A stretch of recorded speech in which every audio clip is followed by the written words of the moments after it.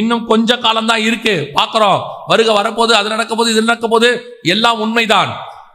ஆண்டவர் சொல்வார்ல யோனா கிட்ட, வலது கைக்கும் இடது கைக்கும் வித்தியாசம் தெரியாத ஜனங்கள். அதே மாதிரி உலகம் முழுக்க வலது கைக்கும் இடது கைக்கும் வித்தியாசம் தெரியாத கோடிக்கணக்கான ஜனங்க இருக்கிறாங்க. இவ்வளவு பேரை விட்டுட்டு பரலோகத்துக்கு போக முடியாது. ஒரு ஊழியக்காரர் அன்னைக்கு ஜெபம் பண்ணாரு, ரொம்ப நல்லா ஜெபம் பண்ணாரு. அவர் ஜெபம் பண்ணும்போது இப்படி சொன்னாரு, ஆண்டவரே இத்தனை கோடி ஜனங்களை விட்டுட்டு வர முடியாதுப்பா, ஏதாவது செய்யுங்கப்பா. என்ன ஒரு பாரம் பாருங்க அந்த ஆளுக்கு. அவருடைய அந்த வாஞ்சியை கவனிங்க. இத்தனை கோடி இருக்கு ஆண்டவரே, எப்படிப்பா எல்லாத்தையும் நரகத்துக்கு நான் விட்டுட்டு வர்றது? ஏதாவது செய்யுங்கப்பா, ஏதாவது செஞ்சு கொண்டு வரதுக்கு ஒரு வழி பாருங்கப்பா. உண்மையிலே ஊழியம் பண்ற மனுஷன் அவருக்கு அந்த பரிதவிப்பு இருக்குது. இதே பரிதவிப்பு தான் யோனா கிட்ட தேவனுக்கு இருந்துச்சு. அதே இருதயம் தான் இந்த ஊழியக்காரருக்கும் இருக்கு. அந்த இருதயம் நமக்கும் இருந்தால் நல்லது. நம்மை சுத்தி இடது கைக்கும் வலது கைக்கும் வித்தியாசம் தெரியாத ஜனங்கள் லட்சக்கணக்கில் இருக்கிறாங்க. அத்தனை பேரையும் விட்டுட்டு எல்லாம் போயிட முடியாது. அத்தனை பேரையும் விட்டுட்டு பரலோகத்துக்கு போயிட முடியாது. எவ்வளவு சிலர் சொல்லுவாங்க தெரியுமா? ஒரு பழமொழி சொல்லுவாங்க நம்ம ஊர் பக்கம், எரியிற வீட்டில் எடுக்கிறது லாபம் பாங்க. கடைசியா எரிஞ்சுக்கிட்டு இருக்க வீட்டில் எதெல்லாம் நம்ம மீட்கிறோமோ எல்லாமே என்னதான் லாபம். அதே மாதிரி இந்த கடைசி காலத்துல வரத்துக்கு முன்னாடி எவ்வளவு ஆத்துமாக்கள் ஆதாயம் பண்றோமோ அத்தனையும் லாபம்.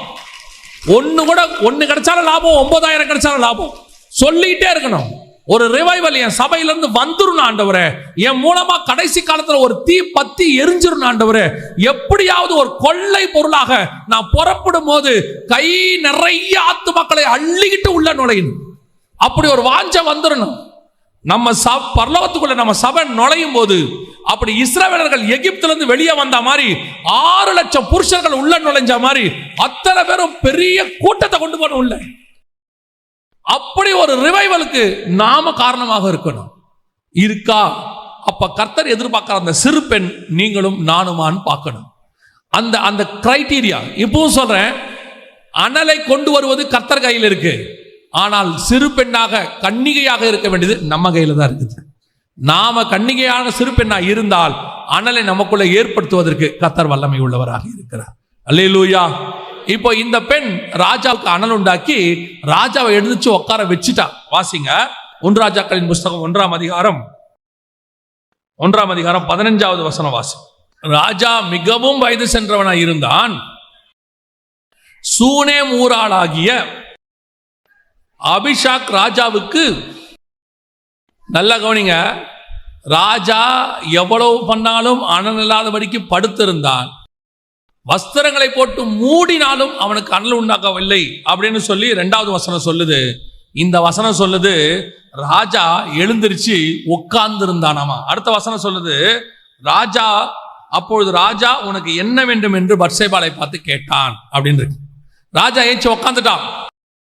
அப்படின்னா என்ன அர்த்தம்? இவளுடைய மினிஸ்ட்ரி மிகப்பெரிய சக்சஸ், ரிவைவலை கொண்டு வந்துருச்சுன்னு அர்த்தம், எழுப்புதலை கொண்டு வந்துருச்சுன்னு அர்த்தம். அண்ணன் இல்லாமல் படுத்திருந்த ராஜாவை எழும்பி உட்கார வச்சுட்டான். இதுதான் நம்முடைய ஊழியத்தினுடைய முடிவாக இருக்கணும். இதை நம்ம கண்ணு பார்க்கணும். நமக்கு ஒரு வாஞ்சை இருக்கணும். ஆண்டவர் எனக்கு சொல்லி கொடுத்தாரு. ஆசீர்வாதத்தை சுதந்திரிப்பதில் 3 வகை இருக்குது. 3 வகை இருக்கு. ஒன்று, ஆபிரகாம் அந்த தேசத்தை ஆண்டவர் சொன்னார், நீ போ, கானான் தேசத்தை உனக்கு தருவேன் அப்படின்னார். தேசத்துக்கு போயிட்டார். ஆனால் அந்த தேசத்தில் அவர் ஈசாக்கோடும் யாக்கோபோடும் கூடாரங்களில் குடியிருந்தார். பேரப்பிள்ளை வரைக்கும் பார்த்துட்டார். பேரப்பிள்ளை வரைக்கும் அவர் பார்த்துட்டார். இது ஒரு ஆசீர்வாதம். வயது சென்று பூர்ண வயது உள்ளவனாய் மரித்தான். நான் உலக பிரகாரமாக இப்போ பேசலை, ஸ்பிரிச்சுவலி சொல்கிறேன். 2வது, மோசே தேசத்துக்குள்ள போகலை, ஆனால் தூரத்துல இருந்து பார்த்துட்டாரு. சிலர் அந்த ஆசீர்வாதத்தை பார்ப்பாங்க, சுதந்திரிக்க மாட்டாங்க. தெரியும் இந்த ஆசீர்வாதம் ஒன்று இருக்கு, வந்துருச்சு, ஒரு ஆறுதல் பார்த்தாச்சு, ஆனால் சுதந்திரிக்க மாட்டாங்க. இது 2வது கேட்டகரி. 3வது கேட்டகரி ஒன்று இருக்கு. ஈசாக்கு தன் பிள்ளைகளை தடவி தான் பார்த்தா, பேர பிள்ளைகளை பார்க்கவே இல்லை. தேசத்துல தான் இருக்கிறான், ஆனா அவனால என்ன பண்ண முடியல? தன் பிள்ளைகளையும் பார்க்க முடியல, பேர பிள்ளைகளையும் பார்க்க முடியல. இப்ப பாருங்க, இந்த 3 கேட்டகரி. 1, தடவினா ஆனா பார்க்க முடியல. 2, தூரத்துல இருந்து பார்த்தான், சுதந்திரிக்க முடியல. 3, பார்த்தான், நடந்தான், சுதந்திரிச்சான், பேர பிள்ளை வரைக்கும் பார்த்தான், அதே மாதிரி தான் எழுப்புதலை நம் கண்கள் காண வேண்டும், சுதந்தரிக்க வேண்டும், அதை கொண்டு போய் பரலோக ராஜ்யத்தில் ஒப்படைக்க வேண்டும். அந்த 3 ஆசீர்வாதமும் சபைக்குள்ள இருக்கணும். சும்மா எழுப்புதல் அங்க பார்த்தோம், இங்க பார்த்தோம், அங்க அமெரிக்கால வந்துச்சு, ஐரோப்பால வந்துச்சு, நாங்க பார்த்தோம் போய் சிலர்லாம் அதுல ஒரு பெருமை, நாங்க போய் அங்கேயே பார்த்துட்டு வந்தோம். இது மோசே பார்த்த மாதிரி. சிலர் பேசிக்கிட்டு இருக்கிறோம், அசூசா ஸ்ட்ரீட்ல வந்துச்சாமா, 2000 வருஷத்துக்கு முன்னாடி வந்துச்சாமா, இது தடவி பார்க்கறது. ஓகே, நமக்கு தெரியுது.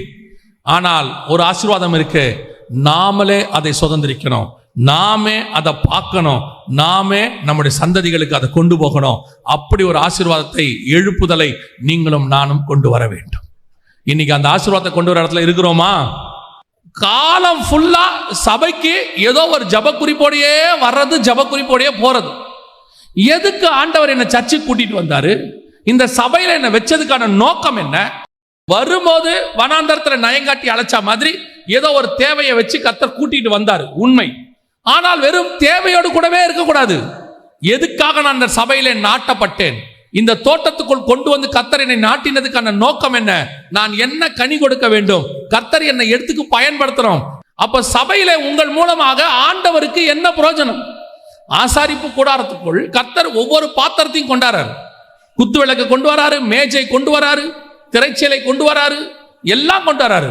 ஆனால் அவர் எதெல்லாம் அந்த ஆசாரிப்பு கூடாரத்துக்குள் கொண்டு வந்தாரோ அத்தனைக்கும் வேலை இருந்தது. ஒண்ணு கூட சும்மான்னு இருக்காது அந்த இடத்துல. நல்லா கவனிச்சு பாருங்க. ஆசாரிப்பு கூடாரத்துல நிறைய பொருள் செய்ய சொல்வாரு. ஆனா ஆசாரிப்பு கூடாரம் டிராவல் பண்ணுது, ஒரு இடத்துல இருந்து இன்னொரு இடத்துக்கு டிராவல் பண்ணுது. யாரா இருந்தாலும் நம்ம எல்லாரும் என்ன பண்ணுவோம் தெரியுமா? ஒரு காரியத்தை செய்யும் போது எக்ஸ்ட்ராவா கொஞ்சம் வாங்கிக்குவோன்னு சொல்லுவோம். யூஸ்வலா இப்போ பெயிண்ட் பண்ண போறோம், எக்ஸ்ட்ரா 2 லிட்டர் வாங்கிக்கோங்கப்பா, ஒரு வேளை இல்லாம போயிட போகுது. நம்ம யூஸ்வலா அதை சொல்லுவோம். இப்போ சாப்பாடு போட போறோம், 50 பேர், ஒரு 10 பேருக்கு எக்ஸ்ட்ரா போடுங்க, இல்லாம போயிட போகுது நாம சொல்லுவோம். ஆனா ஆண்டவர் ஆசாரிப்பு கூடாரத்துக்கு மட்டும் என்ன தேவையோ அதை மட்டும் தான் செய்ய சொன்னாரு. எக்ஸ்ட்ராவா ஒண்ணு கூட செய்ய சொல்லல. அவரோட அர்த்தம் என்னன்னா, எதெல்லாம் ஆசாரிப்பு கூடாரத்துக்குள்ள வந்ததோ அத்தனைக்கும் அங்கே ஒரு வேலை இருந்தது, அழைப்பு இருந்தது, அபிஷேகம் இருந்தது, கர்த்தருடைய திட்டம் இருந்தது அது மேல. அதே மாதிரி தான் இந்த ஆசாரிப்பு கூடாரத்துக்குள் உங்கள் அத்தனை பேரையும் கர்த்தர் கொண்டு வந்திருக்கிறார். உங்கள் அத்தனை பேருக்கும் ஒரு அழைப்பு இருக்கிறது, ஒரு தரிசனம் இருக்கு. இல்லைன்னா கொண்டாந்து சும்மா எங்களுக்கு இடத்தை நிரப்பி நாங்க ஃபுல்லா உட்கார்ந்து இருக்கிறோன்றதுக்காக எங்களை சாட்டிஸ்ஃபை பண்றதுக்கு உங்களை கூட்டிட்டு வரல கர்த்தர். நாங்க இதை விட சின்ன கூட்டமா இருக்கும் பொழுதே மனரம்யமாய் கர்த்தரை ஆராதிச்சிருக்கிறோம். பாலத்துக்கு அந்த பக்கத்துல இப்பவும் ஆராதிக்கிறோம், இன்னும் பெரிய கூட்டம் கொடுத்தாலும் ஆராதிப்போம். ஆனால் நீங்கள் ஏன் வந்தீர்கள்? உங்களை ஏன் கர்த்தர் கொண்டு வந்து தோட்டத்தில் நாட்டினார்? கொண்டு வருவதற்கான முகாந்தரம் என்ன? ஒரு நாள் தான் ஆண்டவரை கேட்டிருக்கிறீங்களா? ஆண்டவரே, என்னை எதுக்கு இந்த சர்ச்சில் வச்சிருக்கீங்க? என்னை கொண்டு என்ன செய்ய போறீங்க? உங்க வேலை என்ன? வந்தேன், ரட்சிக்கப்பட்டேன், அபிஷேகம் பெற்றேன், ஞானசானம் எடுத்தேன், அப்புறம் அவ்வளவுதான். ஞானசானம் எடுத்தேன், அப்புறம் அபிஷேகம் பெற்றேன், அப்புறம் ரட்சிக்கப்பட்டேன், அப்புறம் அவ்வளவுதான். சபைக்குள்ள வந்து உட்கார்றதுல ஒரு பெருமை. கவனிங்க, நீங்க வரணும், சபை கூடி வருவதில் விட்டு விடக்கூடாது. ஆனால் வந்து என்ன வளர்ச்சி?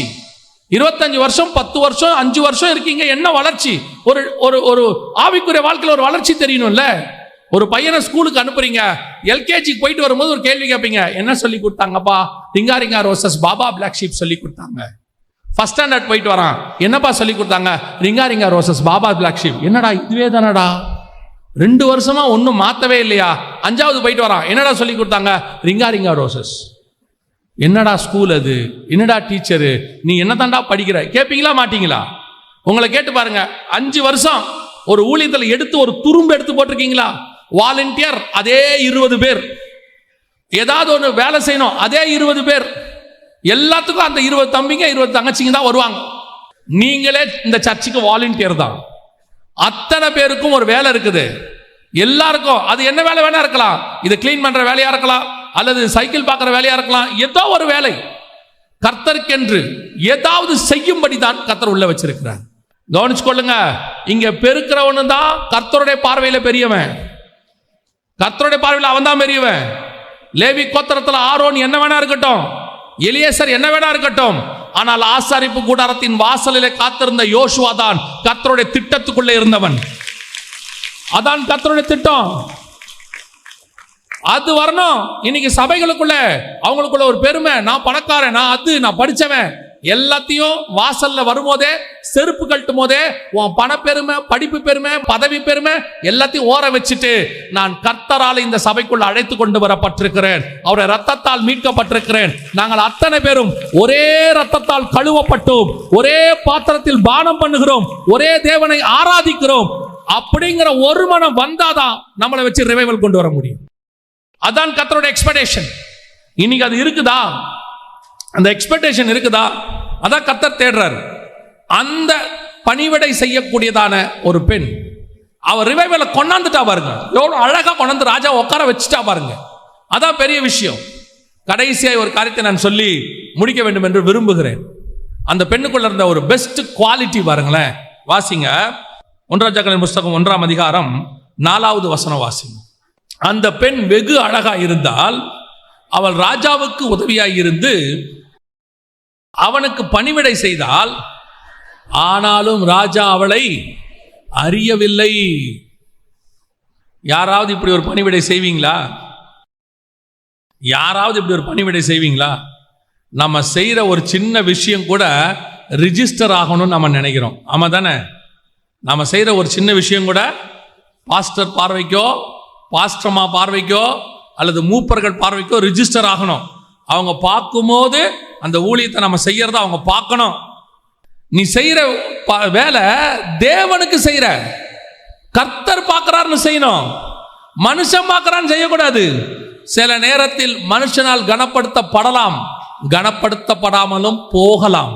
ஆனால் உன்னை கனப்படுத்துகிறவர் ஒருத்தர் மேல உட்கார்ந்து இருக்கிறாரு. நீ செய்கிற எல்லா காரியங்களையும் அவர் கவனித்துக் கொண்டே இருக்கிறாரு, பார்த்துக்கிட்டே இருக்கிறாரு. அவர்கிட்ட ஞாபக புஸ்தகம் ஒன்று இருக்குதாமா, எல்லாத்தையும் எழுதுறாரு, டேட்டு போட்டு டைரி மாதிரி எழுதுறாரு. நீ ஒரு துரும்பு எடுத்து கர்த்தருக்கு போட்டாலும் அது தெரியும் அவருக்கு. துரும்பு எடுத்து போட்டாலும் தெரியும், பார்த்துக்கிட்டே இருப்பாரு. என்ன பண்றீங்க, ஏது பண்றீங்க. இன்னைக்கு பல நேரங்களில் நான் என்னுடைய அனுபவத்துல இருந்து சொல்றேன். எனக்கு குறைவான அனுபவம் தான். இந்த குறைவான அனுபவத்துல சொல்றேன். எங்க சபையில நாங்க ஊழியம் பண்ற காலத்துல, அதாவது நாங்க விசுவாசியா போயிட்டு இருக்கும்போது, எங்க பாஸ்டர்லாம் ஒரு நாளும் எங்களை கூப்பிட்டு நாங்க வாலிபர்கள் அத்தனை பேர் இருந்தோம். அப்ப எங்க சபையில வந்து நிறைய வாலிபர்கள், எங்க யாரையுமே கூப்பிட்டு எந்த வேலையுமே செய்ய சொன்னதே கிடையாது. இதை செய்ப்பா அதை செய்ப்பான்லாம் கிடையாது. நாங்களே ஆராதனை தொடங்கிறதுக்கு முன்னாடி எங்களுக்கெல்லாம் பாய் தான். இப்போ உங்களுக்கு கார்பரேட் போட்டிருக்கிறாங்க, எங்களுக்கு தான் பாய் தான். நாங்களே வந்து பாய் விரிச்சிருவோம். பாயெல்லாம் விரிச்சுட்டு மேலே புல்பீட்டில் வந்து மைக் செட் பண்ணுறவங்க ஒரு டீம் இருப்பாங்க, அவங்க அதெல்லாம் செட் பண்ணி எல்லாம் பண்ணுவாங்க. நாங்கள் கீழே பாய் போடுறது இந்த வேலையெல்லாம் பார்த்துட்டு இருப்போம். ஒரு டீம் கீழே போய் சைக்கிள், அப்போல்லாம் சைக்கிள் தான், சைக்கிளை வருஷப்படுத்துறது அதை செய்வாங்க. எங்க பாஸ்டர் அப்போல்லாம் சிசிடிவி கேமராலாம் ஒன்றுமே கிடையாது. அவர் ஆராதனைக்கு வர்றதுக்கு முன்னாடி வரைக்கும் உள்ரூமில் முழங்கால் போட்டுக்கிட்டு இருப்பார். நேராக பைபிளை தூக்கிட்டு புல்பீட்டுக்கு தான் வருவார். அவர் பார்க்குறாரு பார்க்கலங்கிறது எங்களுக்கு தெரியவே கிடையாது, தெரியாது. ஆனால் ஒன்று, எங்க அத்தனை பேரையும் கர்த்தர் பார்த்துக்கிட்டே இருந்தார் மேலேருந்து. நாங்கள் இன்னைக்கு சொல்லுவோம், எங்க பாஸ்டர் கிட்ட இருந்து குறைஞ்சபட்சம் ஒரு 100 ஊழியக்காரனாவது உருவாகி இருக்கிறான். 100 ஊழியக்காரன் உருவாகி இருக்கிறான். எங்க பாஸ்டர் அவங்களெல்லாம் அபிஷேகம் பண்ணி அனுப்பினாரான்னு தெரியாது, ஆனால் கர்த்தர் அத்தனை பேரையும் அபிஷேகம் பண்ணி அனுப்பி இருக்கிறார். கர்த்தர் செலக்ட் பண்ணி அனுப்பி இருக்கிறார். கர்த்தர் தேர்ந்தெடுத்தாரு. அவர் பார்த்துக்கிட்டே இருக்கிறாரு. ராஜா அறியவில்லை. அபிஷேகம் பண்ண ஊழியத்தை யார் அறியவில்லை? ராஜாவுக்கு தெரியாது. வசனம் தெளிவா இருக்கு, ராஜா அவளை அறியாதிருந்தான். அதான் இம்பார்ட்டன்ட்.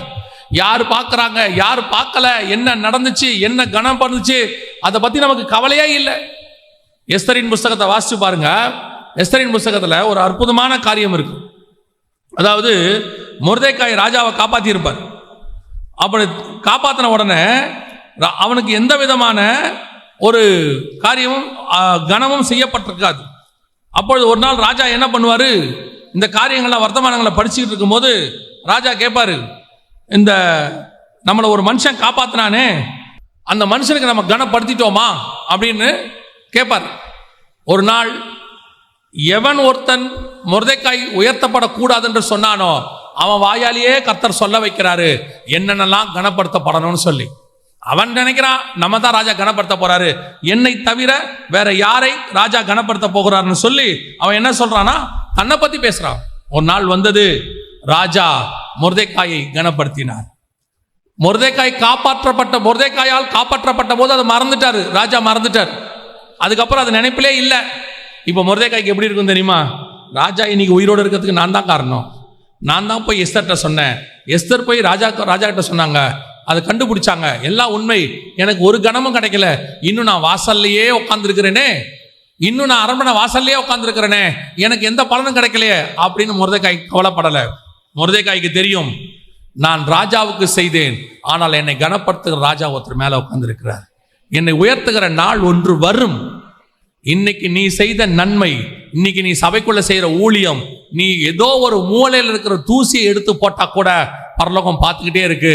ஒரு நாள் வரும், அதற்கான கனத்தை பரலோகம் உனக்கு செய்யும், பரலோகம் உங்களுக்கு செய்யும். கர்த்தர் உயர்த்துவார். அது வரைக்கும் நீங்க செய்ய வேண்டிய வேலையை செஞ்சுட்டே இருங்க. ராஜா அறிஞ்சாரா, ராஜா அறியலையா, அவங்களுக்கு தெரியுமா, இவங்களுக்கு தெரியாதா, அதை பத்தின கவலை நமக்கு தேவையே கிடையாது. யார் பார்க்கறாங்க பார்க்கல, யார் கனப்படுத்துறாங்க யார் கனப்படுத்தல, அதை பத்தின அவசியம் நமக்கு இல்லை. காரணம், நாம் செய்வது யாருக்காகவும் இல்லை, நாம் செய்வது நம்முடைய ராஜாவுக்காக, தேவனுக்காக, அவருடைய ஊழியத்திற்காக, அவருடைய சபைக்காக. ஒரு நாள் வரும், அவர் உங்களை கனப்படுத்துவார். அதான் வசனம் சொல்லுது, ஏற்ற காலத்தில் உயர்த்தும்படிக்கு அவருடைய பலத்த கரத்துக்குள் அடங்கியிருங்கள். அதுதான் கர்த்தர் எதிர்பார்க்கிறது. ரைட் டைம்ல கர்த்தர் உயர்த்துவார். ரைட் டைம் வரும். சில நேரத்தில் வந்து கேட்பாங்க, எத்தனை நாளுங்க எவ்வளோ நன்மை செஞ்சிருக்கிறேன். ஒரு அம்மா தன்னுடையதான ஒரு நண்பனுடைய மனைவியை சொல்றேன், அவங்க வாழ்க்கையில் நடந்துச்சு. அவங்க திருமணம் பண்ணி அப்பதான் கூட்டிட்டு வந்த போது பார்த்தீங்கன்னா அவங்க அம்மாவுக்கு கேன்சர், அவங்க அப்பாவுக்கு கேன்சர். அவங்க அப்பாவை பார்க்கறது ரொம்ப கஷ்டம், ரத்த வாந்தி எடுப்பார். இந்த பிள்ளைய கல்யாணம் பண்ணி கூப்பிட்டு வந்தாங்க. தேவனை அறியாத பிள்ளை, அதான் ரொம்ப முக்கியம். அந்த மனுஷனுக்கு அந்த பிள்ளை செஞ்ச பணிவிடை நான் அப்படியே ஆச்சரியப்படுவேன். விசுவாச பிள்ளைகளுக்கிட்ட கூட இந்த விளக்கு ஒரு சகிப்புத்தன்மையும் பொறுமையுமே இல்லை.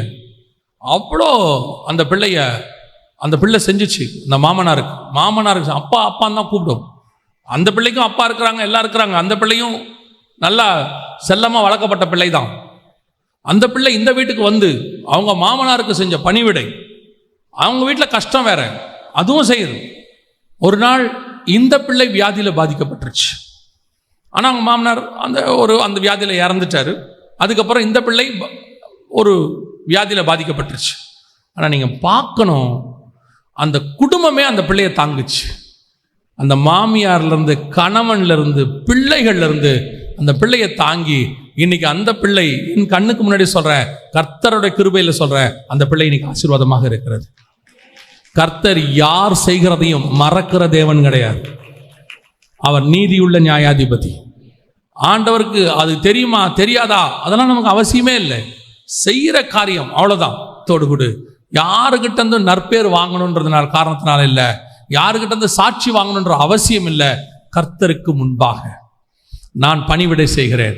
இந்த வாழ்க்கையை அர்ப்பணிச்சிட்டா பாருங்க. ஒரு பெரிய விஷயம் நான் சொல்லி முடிக்கிறேன், கவனிங்க. இந்த அபிஷாக்குடைய காரியத்தை கவனிச்சிங்கன்னா, அவர் ராஜாவுக்கு எப்போ போய் பணிவிடை செய்யறதுக்கு போயிட்டாலோ அவர் லைஃப் ராஜாவோட போயிடும், அவ்வளோதான். அதுக்கப்புறம் வந்து உலக பிரகாரமாக எந்த காரியமும் செய்ய முடியாது. அது ராஜாவுக்கென்று கொடுக்கப்பட்டால் அவ்வளோதான். அவள் தன்னுடைய வாலிப பிராயத்தில் ராஜாவுக்கு கொடுக்கப்பட்டாச்சு, அவ்வளோதான். அதுக்கு பிறகு அவளுக்கு லைஃப் உலக வாழ்க்கை என்பது கிடைக்காது, அதாவது வர முடியாது. போய் அத்தோனியாங்கிறவன் அபிஷாக்கை கல்யாணம் பண்ணணும்னு கேட்குறான். அதுக்கு சாலமோன் ஒரு வார்த்தை சொல்வார், அவளை கேட்பதும் சரி, என் ராஜ்ய பாரத்தை கேட்பதும் சரி. யோசிச்சு பாருங்க, அப்படிப்பட்ட ஒரு கணம். அவ தன் வாழ்க்கையை அர்ப்பணிச்சா, ராஜாவுக்கென்று தன்னை கொடுத்துட்டா, எந்த பிரதிபலனை எதிர்பார்க்காம செஞ்சிட்டா. ஒரு நாள் வந்தது, அவள் ராஜ்ய பாரத்தில் கனப்படுத்தப்பட்டாள், சாலமோனால் உயர்த்தப்பட்டாள். அவன் சொல்றான், அவளும் சரி, என் ராஜ்ய பாரமும் சரி. வேதம் சொல்லுகிறது, அதே போல ஒரு சிறு பெண்ணைத்தான் கர்த்தர் தேடுகிறார்.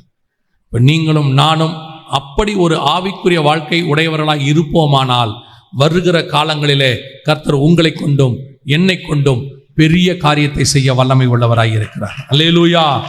காடுக்கு இப்ப தேவை ஒரு அனல் உண்டாக்குறதான ஒரு சபை, பிரதிபலன் எதிர்பார்க்காமல் செய்கிற சபை. எந்த ஒரு காரியத்துக்கும் தங்க கனத்தை எதிர்பார்க்காமல் கர்த்தருக்கென்று செய்யக்கூடியதான ஒரு சபை.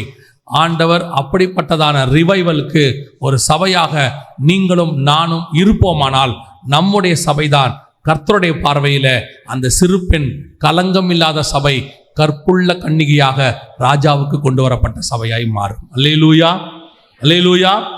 அந்த அழைப்பை தான் கர்த்தர் உங்களுக்கும் எனக்கும் தந்திருக்கிறார். கடைசி காலத்தில் வருகைக்கு முன்பாக கர்த்தர் எடுத்து பயன்படுத்துகிற மிக முக்கியமான இடத்தில் நம்முடைய சபையும் இருக்கணும். அதுக்கு தகுதியா மாறுறது நம்ம கிட்ட தான் இருக்குது. அந்த கற்புள்ள கன்னிகையா இருந்தாதான் பயன்படுத்த முடியும். கன்னியாகிய ஒரு பெண்ணா இருந்தாதான் பயன்படுத்த முடியும், இல்லைன்னா முடியாது. ஸோ ஆண்டவர் அந்த இடத்தில் தான் நம்முடைய சபை எதிர்பார்க்கிறார்.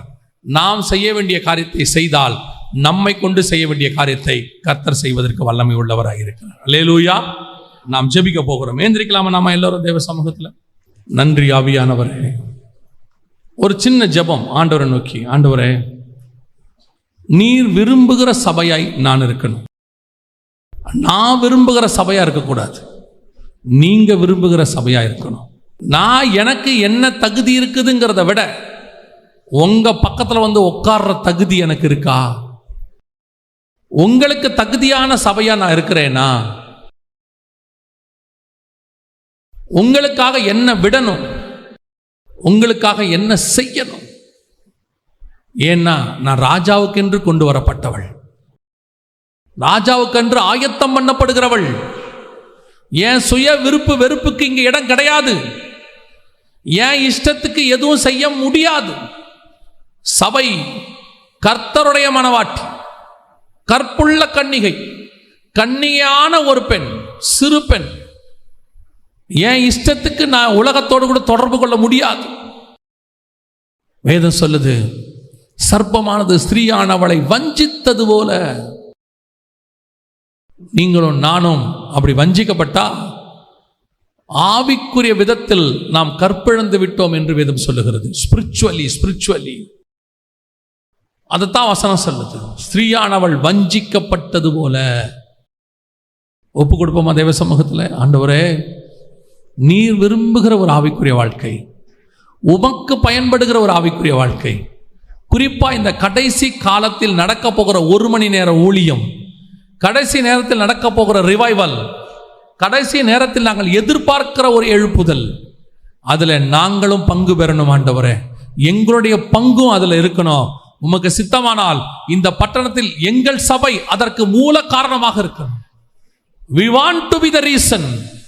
நாங்க தான் காரணமா இருக்கணும். ஆண்டவரே, எங்க மேல கிருபை பாராட்டுங்க. எங்க மேல இருக்கிற தகுதியை வச்சு நாங்க கேட்கல, எங்களை அழைச்ச உங்க கிருபையை வச்சு நாங்க கேட்கிறோம். ஆண்டவரே, கடைசி காலத்தில் பயன்படுத்த போகிற ஆயுதங்களில் எங்கள் சபையும் ஒரு கூர்மையான எந்திரமாக பயன்படணும். ஆண்டவரே, பயன்படணும். ஆண்டவரே, ஏன் ஆண்டவரே எங்க சபையிலிருந்து ஒரு எழுப்புதல் புறப்படக்கூடாது? நீங்க நினைக்கிற அந்த மனுஷனா நாங்க ஏன் இருக்கக்கூடாது? நீங்க தேடுற அந்த சிறு பெண்ணா நாங்க ஏன் இருக்கக்கூடாது? ஆண்டவரே, எங்கிருந்தோ வர எழுப்புதல் எங்க சபையிலிருந்து வரட்டோப்பா, எங்க மூலமா புறப்படட்டும். ஆண்டவரே, அந்த தீ. ஒப்பு கொடுப்போமா தேவ சமூகத்துல? நீங்க உங்களை கமிட் பண்ணாம இது நடக்காது. வெறும் செய்தியா கேட்டுட்டு போனா நடக்காது. கர்த்தருடைய தேவை செய்தியை ஏதோ ஒரு 3/4 மணி நேரம் 1 மணி நேரம் செய்தியா கேட்டுட்டு போனீங்கன்னா, இப்பவும் சொல்றேன், கர்த்தருக்கு எப்பவோ ஆல்டர்னேட் உண்டு. ஒரு மனுஷனையே நம்பிக்கிட்டு இருக்க மாட்டாரு. ஆனா ஒரு மனுஷனை நம்பினார்னா கடைசி வரைக்கும் அவனை நம்புவார். சவுல் மேல கடைசி வரைக்கும் 40 வருஷம் கர்த்தர் காத்திருந்தார். அப்புறமா தான் தாவீதை கூட்டிட்டு வந்தார். அதே மாதிரி தான் கர்த்தர் உன் மேல பெரிய தயவு வச்சிருக்கிறாரு. God has a mighty vision. பெரிய தரிசனம் உன் மேல இருக்கு. உன் மேல கர்த்தருக்கு ஒரு திட்டம் இருக்கு. கர்த்தர் உன்னை அழைக்கிற அழைப்புல நீ ஒரு பாத்திரம். அவருடைய மெகா பிளான்ல நீ ஒரு ஆளு. ஆனா அத கர்த்தர் உன்னை கொண்டு பயன்படுத்துறது உன் கையில தான் இருக்குது. உன் கமிட்மெண்ட்ல இருக்குது, உன் அர்ப்பணிப்புல இருக்கு. உன் விருப்பப்படி உன் இஷ்டப்படி வாழ்ந்துகிட்டு இருந்தீனா இந்த அழைப்புல இந்த தரிசனத்துல நீ இருக்க முடியாது. Thank you Jesus. உண்மையிலேயே எங்களை கொண்டு, என் சபையை கொண்டு ஏதாவது ஒரு காரியத்தை கர்த்தரும் இந்திய அளவில் உலக அளவில் செய்யணும். உன் விஷன் அப்படி மாறணும். கர்த்தருடைய விஷன் உலக விஷன். போய் உலகத்தின் முடிவு பரியந்தம்னு சொன்னார்.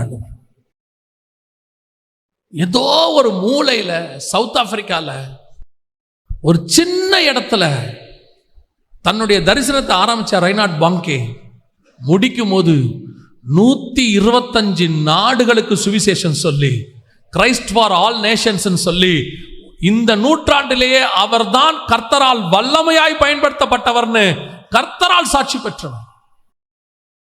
ஒரு கூட்டத்தில் மட்டும் 34 லட்சம் பேர் வந்திருக்கிறாங்க. அப்படி ஒரு கூட்டத்தை இதுவரைக்கும் யாரும் பார்த்ததே இல்லை.